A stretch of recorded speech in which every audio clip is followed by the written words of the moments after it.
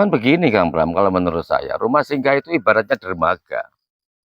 Betul, Persinggahan persinggahan sementara, sementara, iya tidak kan? menjadi tinggal, tidak Ya, menjadi rumah tinggal tentunya. seperti tadi Kang Pram kan menyebutkan, ternyata salah satu kendala kenapa ketika mengajukan nggak dapat diterima, Mhm, ternyata rumah yang ditempati, tanah yang ditempati itu bukan hak milik, tapi mhm, milik orang milik orang lain. lain. Ketika ini kendalanya, pemerintah ini punya kewajiban mencarikan solusi tempatnya. Mhm, Kita, rakyat ini ya bisa mendesak, memberikan saran, masukan, tapi kembali yang punya otoritas adalah pemerintah, mhm. yang punya segalanya adalah Pemerintah, pemerintah. iya betul, spesial case-nya memang kadang-kadang di sana. Pada saat kita ngomong Magersari contohnya, ada beberapa waktu yang lalu kita juga pernah membantu, Magersari di salah satu kebun ya, milik, Mhm. Magersari yang pasti akan mengizinkan untuk tanahnya, Oh iya, akan mengizinkan, silahkan mhm, dilayakkan huniannya yang Magersarinya. Namun mhm, untuk pembiayaan itu kadang-kadang yang kita harus mandiri kan gitu. mhm.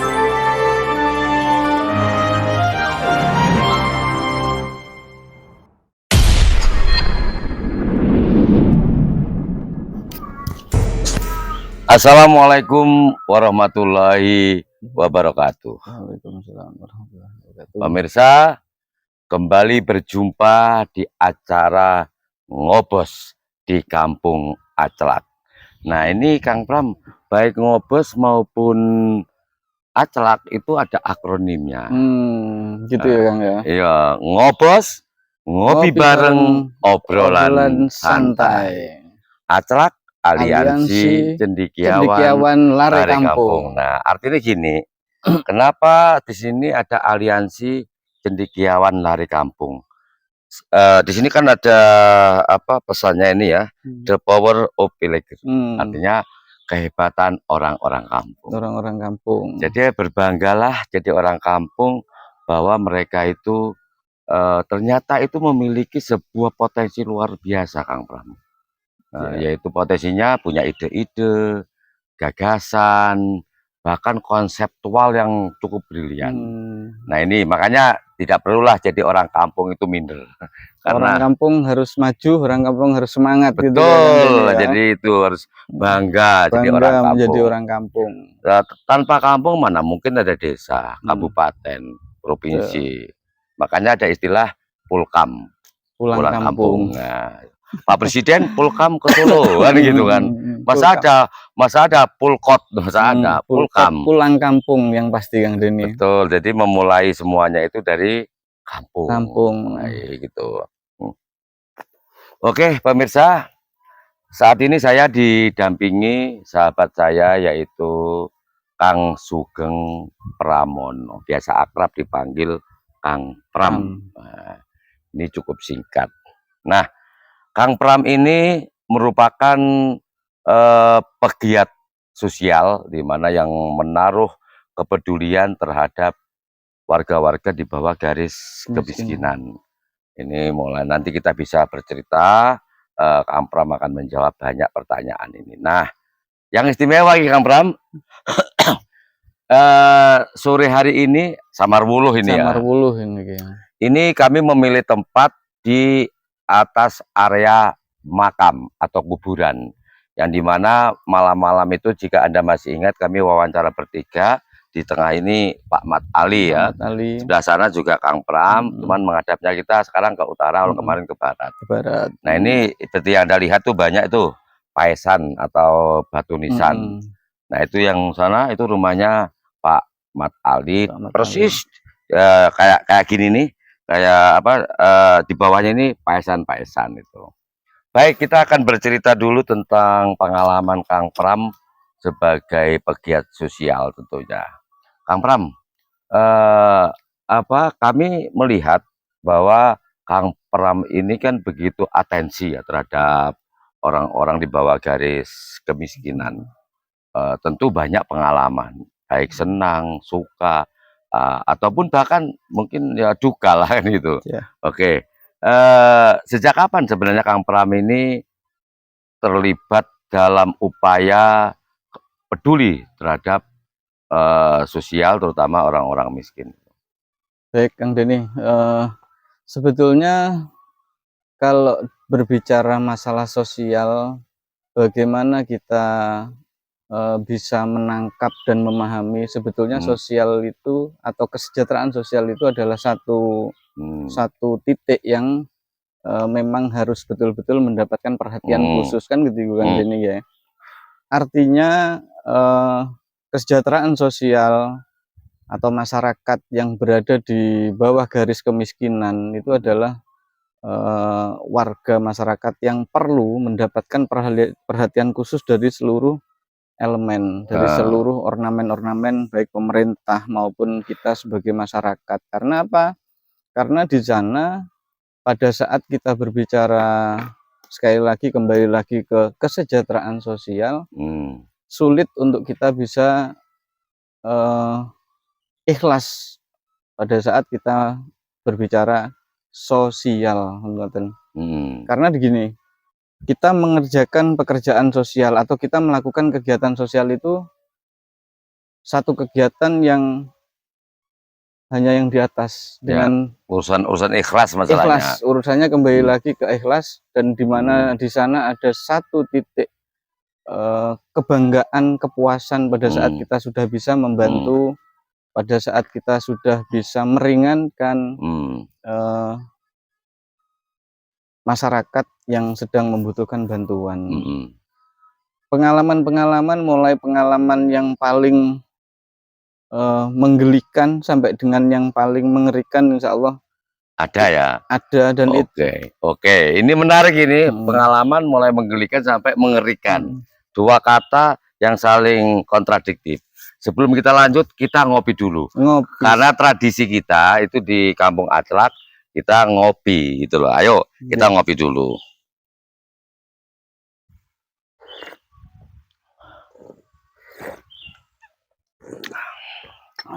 Kenapa kita harus membiasakan tradisi ngopi itu, Kang Pram? Karena ngopi itu kan ngolah pikir. ngolah pikir, Ya, jadi habis ngopi kita benyar mhm, kan gitu. benyar gitu, Oke, oke Kang Pram. mhm, Menggelikan dan mengerikan. mhm. Kalau menurut Kang Pram, ini karena Kang Pram ini kan karena terlibat secara langsung dan mengalami sendiri ya. Seperti apa itu menggelikan itu? Menggelikannya pada saat, kita membantu, membawa satu Hmm. jenazah yang saat berada dalam satu ambulan itu, untuk kita bawa atau kita eksekusi, kita bawa pulang itu jatuh Kang Denny, karena Jatuh. talinya lepas. Itu kan hal yang menggelikan kalau Oh, menurut maksudnya saya. talinya Tali kain di kafan. bukan, tali di tracker Oh, tracker apa? Oh iya keranda ya, di di kendaraannya itu ya. ya di kendaraan, dalam Hmm. kendaraan. Itu adalah hal yang paling kalau menurut saya paling menggelikan. Menggelikannya apa, kita sudah berusaha semaksimal mungkin untuk kendaraan ini supaya tidak terlalu oleng, tapi karena juga kita, eee, diburu waktu, Keburu-buru ya. nggih, diburu waktu karena, shoibul musibah, keluarga sudah menunggu dan harus segera Hmm. dimakamkan, akhirnya kita bawa, belum jenazah ini belum dimandikan, belum dan seterusnya karena sebagai seorang muslim kan. Nah, itu waktu lepas ngambil mayit itu siang apa malam itu? Malam Kang Denny, Malam hari. malam Kang Denny itu Atau itu gini mungkin Kang Pram, itu kan menjemputnya si mayit ya, nggih, apa, waktunya kan malam hari. malam Berapa hari. orang Kang Pram waktu Kita biasa berkegiatan sosial ini, dalam satu unit ya, dalam satu unit ambulan itu ada 2 biasanya, ada dua orang? 2 orang Berarti berdua maksudnya, berdua kita harus sopir sama sama teman pendamping? pendamping relawan kita. Atau gini, itu kan, Kang Pram udah yakin ketika sebelum berangkat bahwa mayit ini diikat dengan begitu kuat, kokoh, yang nggak mungkin lepas? Sudah yakin sebelum berangkat tuh? Sebetulnya sudah yakin, Hmm, tapi, kita juga tidak bisa, ada hal-hal yang di jalan tiba-tiba hmm, pemantiknya lepas, hmm. tiba-tiba bautnya lepas, itu kan memang ada Kang Denny. Tapi karena itu malam hari ya Kang Pram jemput mayit itu, daerahnya di mana itu? Masih di Kecamatan masih di Kabupaten Oh, di Banyuwangi, kota iya, aja? masih di Atau begini, ketika Kang Pram ini kan, berhubung ini kan kita di kuburan ya, nggih, di area betul, makam ya. Atau gini, ketika Kang Pram menjemput mayit ini, kan malam hari, malam hanya hari, berdua. dan Kang Pram udah begitu yakin bahwa talinya begitu kuat, begitu kokoh, Kokoh. ya kan? Nggih. Sehingga nggak mungkin lepas. Tapi kenyataannya lepas. Mhm. Kemungkinan itu yang kemungkinan terjadi atau si mayat itu protes atau berontak atau mungkin begitu Kang Pram? Nggak mau, Kita nggak mau dibawa gitu mungkin. kita tidak berpikir ke sana Kang Denny, karena sementara pada saat kejadian itu kita Hmm. harus melihat dan harus segera membetulkan posisi mayit atau jenazah itu, kembalikan ke keranda, kemudian kita tali ulang. Yang kita tahu ternyata memang bautnya itu sudah Haus ya. aus gitu. Oh gitu. Oke, itu kan yang menggelikan ya, Iya, karena udah yakin ternyata lepas. walaupun menggelikannya, kalau orang mengerti ceritanya itu menggelikan dan mengerikan gitu kan. Oh gitu Kalau ya. orang tidak Karena pernah, malam hari karena lagi. malam hari dan itu tidak di area perkotaan yang banyak rumah, barangkali posisi perjalanan kita memang di area yang masih area-area hanya sepanjang kanan kirinya hanya kebun. Oh, berarti tempat-tempatnya emang sepi ya? Nggih, memang seperti itu di sini. Loh itu sebentar Kang Pram. Kang Pram berdua dengan teman untuk mendampingi. Keluarganya kenapa nggak diajak Kang Pram? Pada saat itu memang beliau almarhumah ini memang sudah tidak memiliki siapa-siapa. Oh gitu. Oh, Nggih. seorang perempuan ya? Seorang perempuan, tidak memiliki siapa-siapa, dan akhirnya kita harus berkoordinasi dengan Pak Lurah setempat untuk kita serahkan kepada kelurahan tersebut. Untuk tindak lanjutnya ya. Untuk disemayamkan dan kemudian sampai dimakamkan. Ada nggak Seperti itu. kejadian-kejadian yang mungkin menurut Kang Pram ini dalam tanda kutip mengerikan itu digoda makhluk-makhluk astral ketika menyupir itu kan yang dilewati kan areanya gelap, sepi lagi. Mungkin ada pengalaman seperti itu. Alhamdulillah kayaknya sampai dengan sore hari ini kayaknya belum pernah ada Kang Denny. Gitu ya. Karena niat kita juga bagaimana saya harus segera membawa pada saat ada yang membutuhkan bantuan itu, dan saya bisa, kebetulan saya memiliki waktu yang lebih, it's okay, saya berangkat seperti itu. Itu berarti salah satunya dalam pegiat sosial itu termasuk membidangi urusan mayit ya, urusan mayit. Selain itu ketika menjemput orang yang meninggal tadi, apa yang dilakukan oleh Kang Pram bersama teman-teman pegiat sosial lainnya? Selama menjemput di luar di luar itu. Jadi banyak sekali kegiatannya itu. Banyak sekali kegiatan-kegiatan kita yang saat ini kita sudah bergandengan tangan sebetulnya Kang Denny sama dengan pemerintah kelurahan setempat untuk menyelesaikan permasalahan-permasalahan yang ada di masing-masing kelurahan yang kita lagi ada membantu masyarakatnya. Tapi kadang-kadang pada saat waktu ya, kita berbicara waktu, teman-teman kadang-kadang kan juga ada waktu-waktu jam kerja kan seperti itu gitu. Tidak 2 kali 24 jam standby, tidak nonstop ya, tidak nonstop, yang mana kita harus bekerja bersama dengan teman-teman relawan atau pegiat sosial berapa lainnya. anggotanya relawan itu? Alhamdulillah di Banyuwangi, di Kecamatan Banyuwangi ini banyak sekali teman-teman. Banyuwangi kota ya? Banyak sekali teman-teman yang peduli, yang peduli dan mau berkegiatan sosial bersama. Mengikuti jejaknya Kang Pram ya? Bagaimana kita memiliki niat yang ikhlas dulu untuk membantu orang-orang yang butuh bantuan ya. Oke Kang bantuan. Pram, seperti yang disebutkan awal, Kang Pram itu diantaranya membantu orang yang tidak punya keluarga meninggal dunia di tempat yang sepi, malam hari harus dijemput ya, harus melewati jalan sepi. Selain menangani ini, bantuan-bantuan apa saja kepada dinas, kepada mereka itu yang butuh bantuan itu? Yang pasti kita akan menjembatani, salah satunya menjembatani masyarakat yang kemarin kalau Kang Denny menyampaikan terabaikan, kalau menurut saya sih bukan terabaikan, lebih tepatnya belum tertangani. Itu yang kita jembatani untuk mereka bisa mendapatkan hak-haknya. Benar. Belum tertangani dengan terabaikan. Apakah Kang Pram sebelumnya sudah memberikan laporan? Contoh sekarang ini Pak Mat, apakah sudah melaporkan kepada dinas terkait terus berapa lama dan bagaimana artisnya itu gitu. Oke, contoh yang kemarin sedang kita liput, Kang Deni liput itu Pak Mat Ali yang tidur atau tinggal di atas kuburan selama 5 tahun.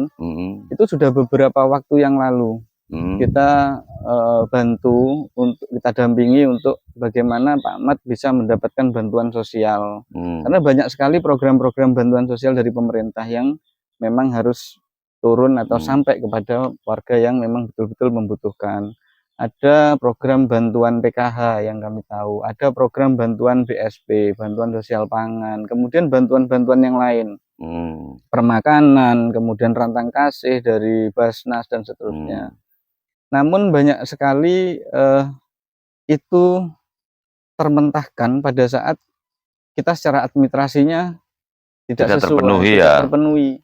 Contoh Pak Mat, alhamdulillah setelah ditayangkan Pak Lurah beserta Pak Camat Banyuwangi, Pak Lurah Effendi sigap membantu Pak Mat menyelesaikan administrasi kependudukannya yang kemarin memang karena di keputusasaannya Pak Mat ini sudah tidak berpikir bagaimana memperbarui administrasi kependudukannya.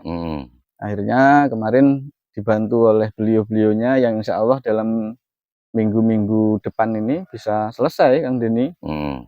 Oke, mudah-mudahan. Nah, artinya Kang Pram kan memilih sebuah penuturan yang jauh lebih halus dan santun, belum tertangani, belum gitu. tertangani. Terlepas apakah belum tertangani ataupun terabaikan, realitasnya kan seperti itu. Dengar-dengar Kang Pram juga bersama teman-teman juga membantu selain dari tadi pangan, terus pendampingan, katanya juga sering juga membantu seperti mendirikan rumah atau sebagainya. Apa benar itu? Iya, betul. Di Kelurahan Karangrejo alhamdulillah dimotori oleh Pak Lurah sebetulnya. Karangrejo ini memiliki tim namanya tim renovasi rumah, Kang Deni.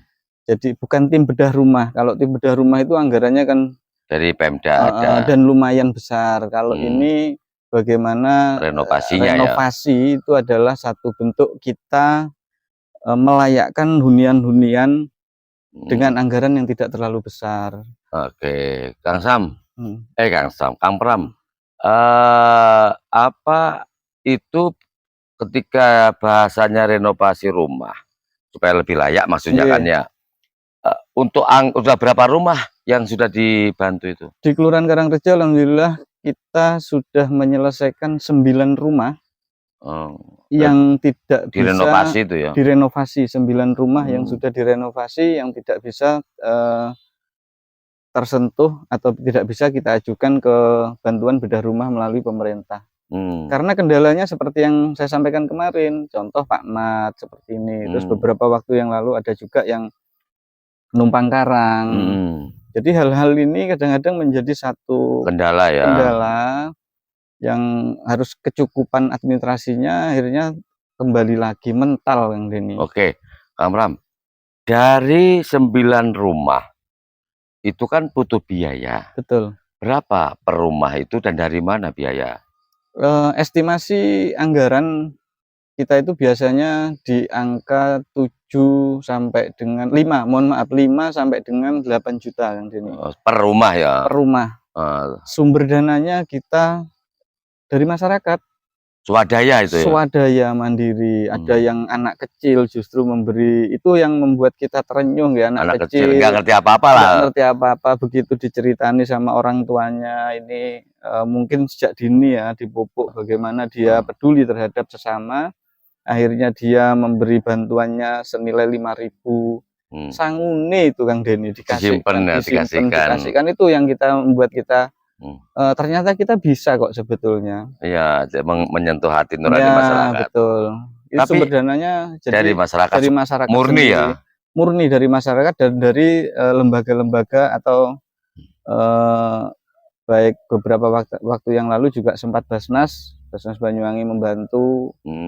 Tapi ada beberapa lagi lembaga-lembaga dari, kalau Karangrejo ini kan terkenal ada kelentengnya, ada Pulma Paguyuban Umat lintas beragamanya. Di situ sinergitas kita benar-benar bagus saya rasa di menyatu sini, ya. menyatu. Kang Pram, swadaya murni untuk renovasi rumah warga miskin. Betul, Tadi Kang Pram menyebutkan bahwa ini sebenarnya dipelopori oleh Pak Lurah. betul.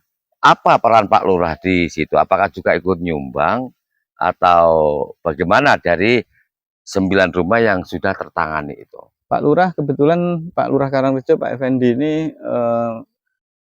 di tim bedah rumah, beliaunya menjadi motor bahasanya Kang Deni. Berarti paling besar dong sumbangannya? Kalau sumbangan normatif lah, Oh gitu. tidak dari kedinasan, mungkin dari pribadi, nggih. Pribadi yang beliau bisa sisihkan seperti itu. Bahkan beberapa waktu ini kita juga mendapat sumbangan dari satu masyarakat yang pada notabene masyarakat tersebut adalah masyarakat yang dibantu oleh atau mendapatkan bantuan sosial. Ini yang klasik Kang Deni.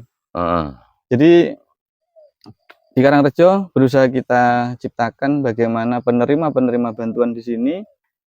Pada saat kemarin ada bantuan berupa beras 10 kilo. Mereka menyisihkan Kang Deni.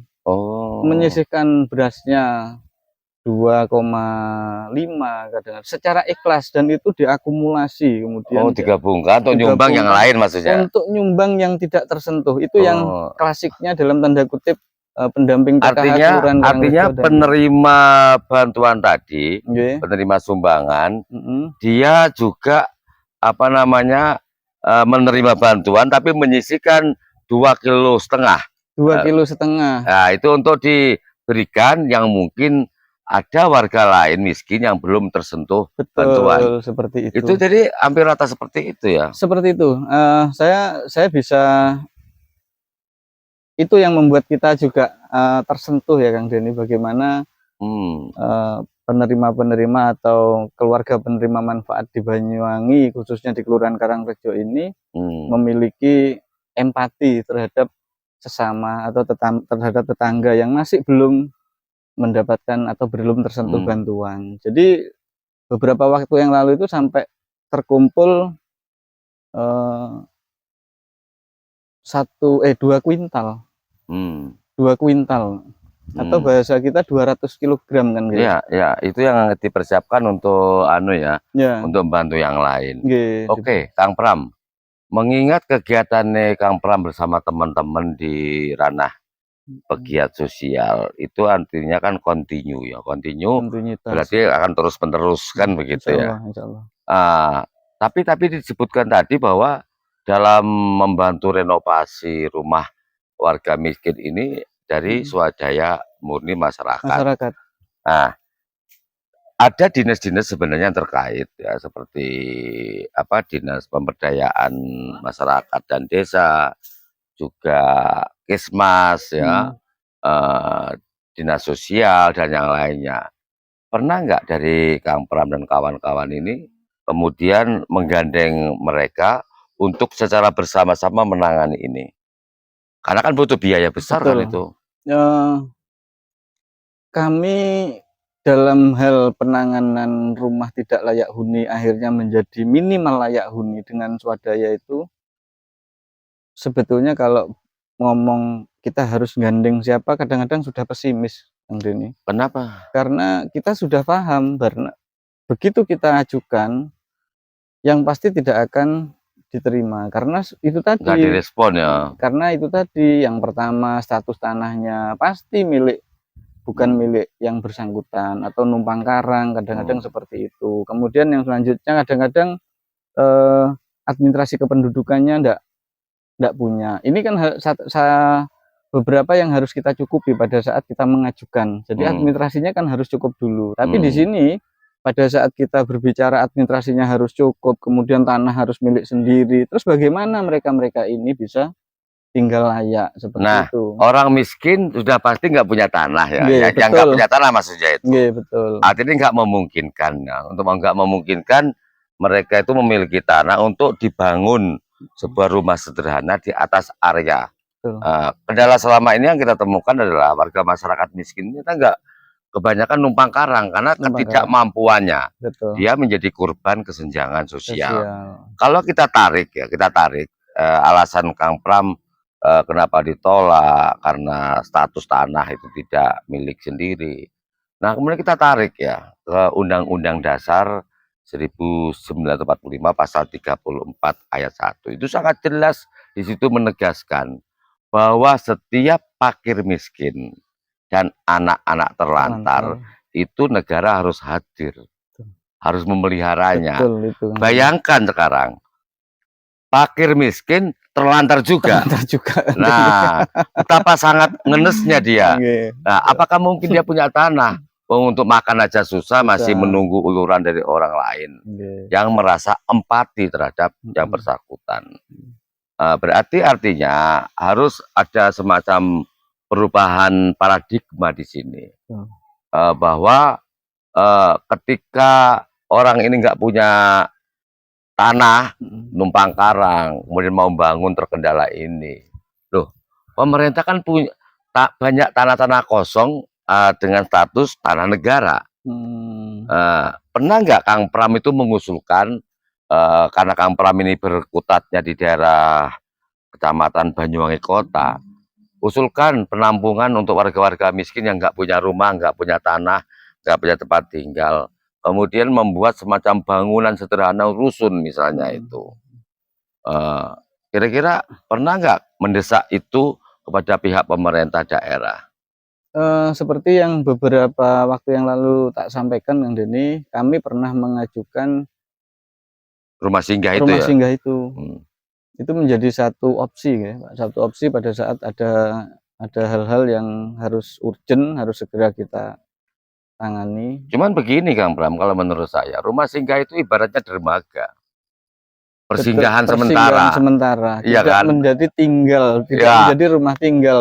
Seperti tadi Kang Pram kan menyebutkan, ternyata salah satu kendala kenapa ketika mengajukan nggak dapat diterima, ternyata rumah yang ditempati, tanah yang ditempati itu bukan hak milik, tapi milik orang lain. Ketika ini kendalanya, pemerintah ini punya kewajiban mencarikan solusi tempatnya. Kita rakyat ini ya bisa mendesak, memberikan saran, masukan, tapi kembali yang punya otoritas adalah pemerintah, yang punya segalanya adalah pemerintah.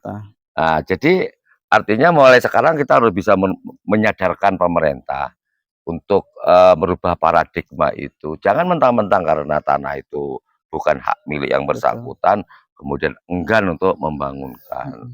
Tapi harusnya misalnya ini kalau memang sebagai Magersari ya, di sebuah kebun atau di mana aja, kan bisa gandeng yang punya tanah, Pak, ini tolong minta Bu, minta untuk area ini nanti kita bangun untuk Bapak ini. Jadi ada layak gitu loh. Daripada kebocoran disorot dulu oleh media kayak gini gitu.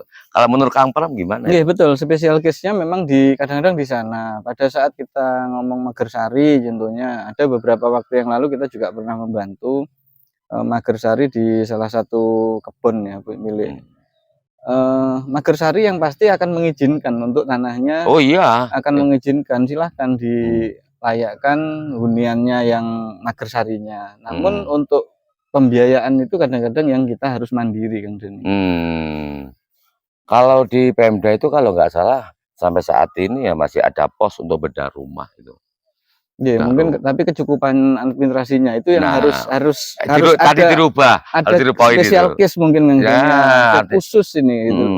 Daripada keleleran, siapa yang tanggung jawab? Betul. Kayak tadi Kang pernah menjemput mayit di sebuah tempat ternyata nggak punya keluarga. Loh ini gimana?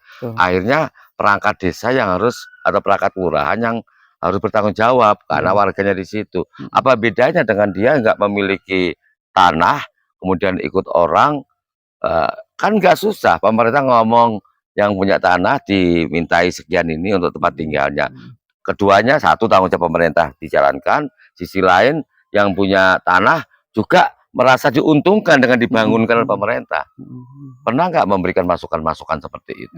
Saya rasa masukan-masukan itu kita lebih ke bagaimana kita berbuat, bagaimana kita berkegiatan. Untuk usulan dan masukan itu kita sampaikan kepada pihak-pihak yang kompeten. Dalam hal ini contoh pada saat kita berada eh,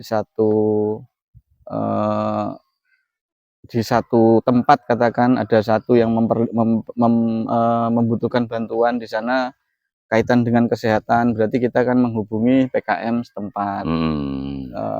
Kemudian kalau ini urusannya dan lain-lain, kita pasti akan menjembatani untuk menyambungkan kepada pos-posnya masing-masing, Bang Denny.